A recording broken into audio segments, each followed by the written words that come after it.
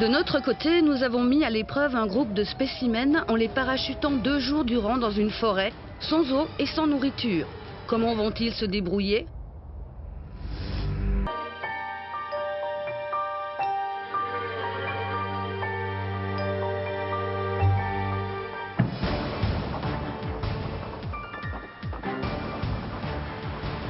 Vous allez couper vos téléphones et on va vous demander de nous les remettre.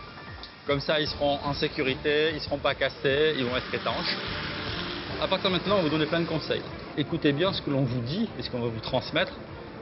Comme on dit, ce n'est pas gratuit. Tout ce qu'on va vous demander de faire a un sens et un but. Maintenant, je vous invite à venir avec moi et de prendre vos sacs. Voilà. Ces aventuriers volontaires vont vivre une expérience qu'ils souhaitent hors du commun. Un stage de survie d'une durée de 36 heures en pleine forêt, dans le froid et sous la pluie. La gourde. Il existe plusieurs stages de ce type en Suisse. Avant d'embarquer, durant tout le trajet, nos spécimens sont informés sur les bases de la survie. C'est les yeux bandés qu'ils font le voyage, histoire d'être désorientés dès le début. Bonjour. Vous avez enfin pu enlever votre bandeau. Vous avez quitté la ville et on se retrouve ici en pleine nature. On va vivre ensemble un camp de survie. Et c'est parti pour nos spécimens aventuriers. Arrivés dans un lieu inconnu, ils sont prêts à relever le défi. Je viens faire une expérience en pleine nature, en collectif. Ce qui m'intéresse, l'expérience, en apprendre sur moi, sur les autres. Ce serait pour me surpasser un petit peu pour un challenge. Ce qui m'intéressait aussi, c'est de ne pas savoir en fait ce qui nous attend et puis d'être ensemble, donc découvrir la dynamique de groupe. Aussi, il y a des pièges. C'est pas parce que je vois un chemin que je vais le suivre. Hein. Allez, on est parti. J'ai juste donné ma boussole aux autres.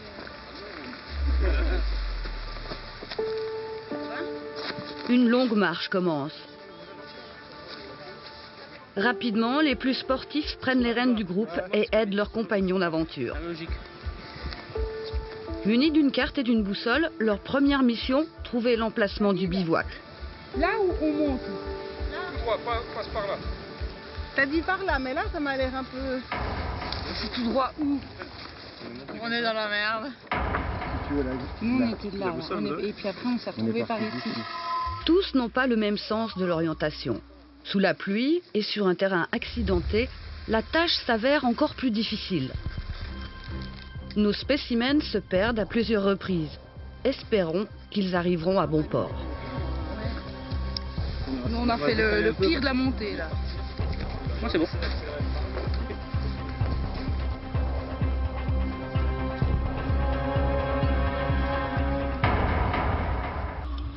Nos spécimens finissent par trouver le camp. Premier objectif réussi. Voilà. La première chose qu'on va vous demander de trouver, c'est un endroit où vous voulez, où ça sera le point central de votre bivouac, de votre campement. C'est-à-dire que c'est le point où tout le monde se retrouve. On vous laisse 5-10 minutes pour trouver un endroit.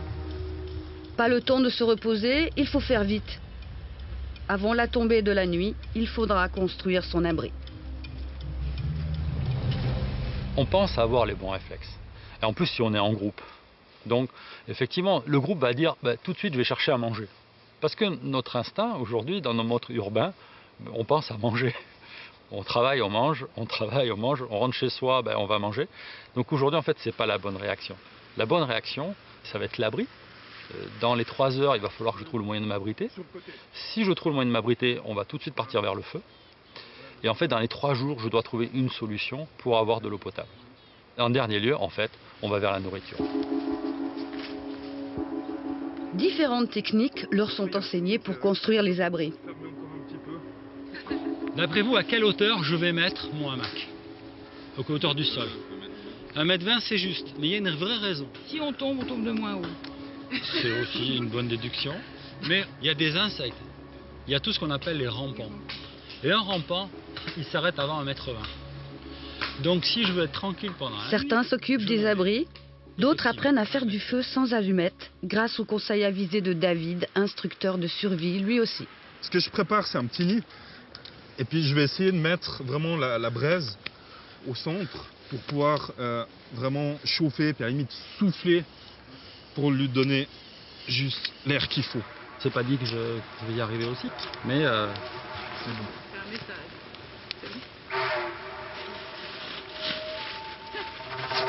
Non, de dormir je sais pas. On va essayer de trouver comment. Comment tu dis? J'ai le droit de l'aider, hein. Non, c'est facile, Catherine. Mets ta main là, Voilà. tu mets celle-là derrière, Avance-toi un petit peu. puis d'un Avance-toi air un petit élégant, tu te jettes Voilà. sur ta Par civière, contre- ton hamac. peu. Allez, La jambe gauche. Je jamais y arriver. allez, La jambe gauche, vas-y. Voilà. allez, On a dit, allez. Eh ben écoute, voilà. Allez, voilà. Félicitations, vous avez fait en moins de 3 minutes votre hamac. Le camp est installé, il est 17 h. La nuit commence à tomber, nos spécimens sont bien fatigués.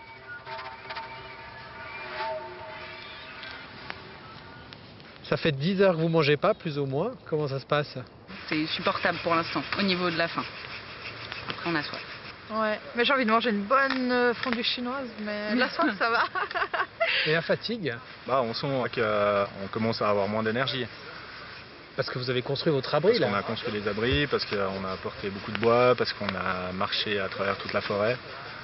Donc du coup, on sent la fatigue. De toute façon, si on veut arriver à dormir cette nuit, je crois qu'on a intérêt d'être fatigué. Ça va bien se passer pour dormir. 21 h, extinction des feux. Les premiers spécimens vont au lit. C'est froid. Génial. Mythique. Vont-ils réussir à trouver le sommeil? Ah, ouais, je vais pas sortir de là, sitôt.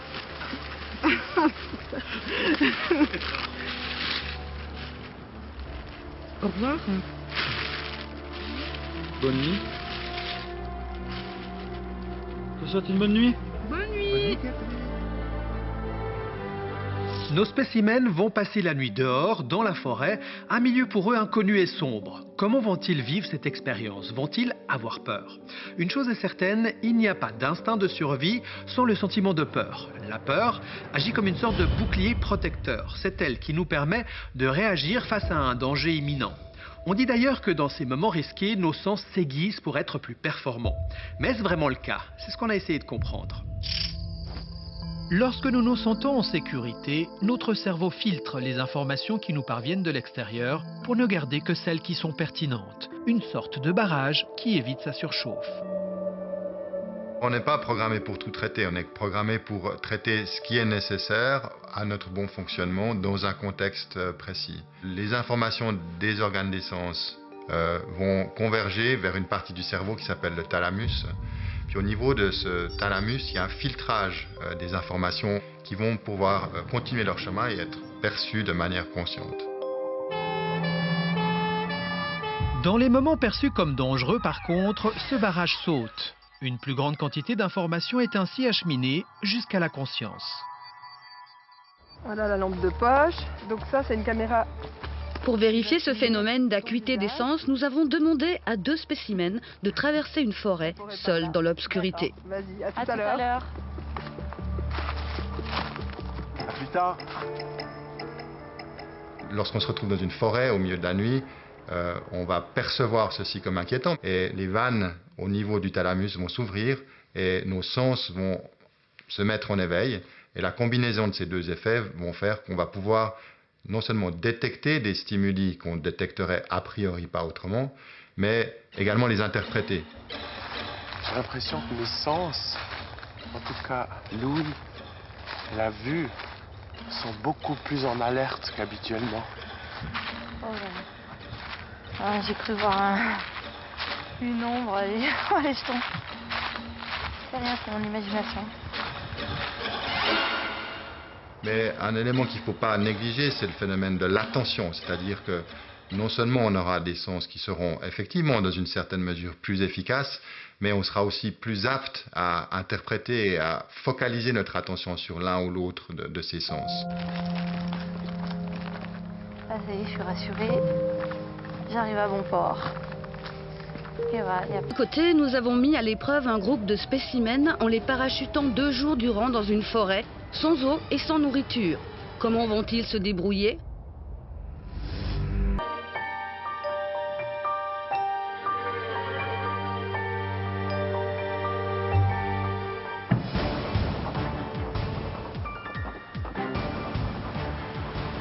Vous allez couper vos téléphones et on va vous demander de nous les remettre. À côté, nous avons mis à l'épreuve un groupe de spécimens en les parachutant 2 jours durant dans une forêt, sans eau et sans nourriture. Comment vont-ils se débrouiller ?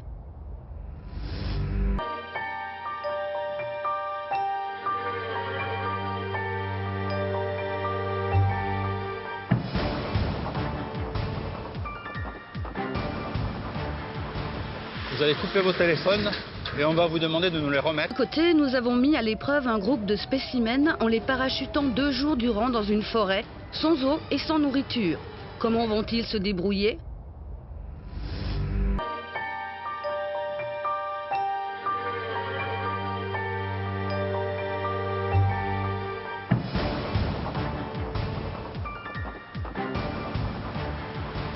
Vous allez couper vos téléphones et on va vous demander de nous les remettre. À côté, nous avons mis